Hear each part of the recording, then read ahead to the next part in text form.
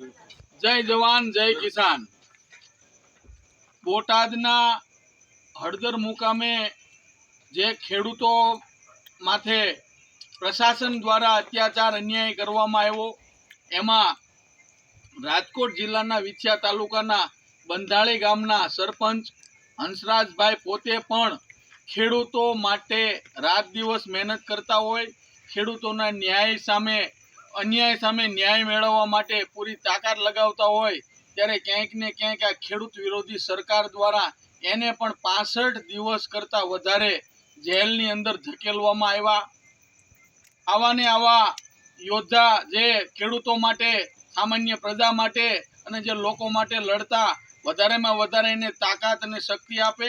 અને તમે જે ખેડૂતો માટે યોગદાન આપ્યું એ આ વિસ્તારના અને તમામ ગુજરાતના ખેડૂતો ક્યારેય નહીં ભૂલે, કારણ કે રાત દિવસ તમારા પરિવારનો ત્યાગ કરી અને તમે જે ખેડૂતો માટે બલિદાન આપ્યું એ હંમેશા લોકો યાદ રાખશે। જય જવાન જય કિસાન।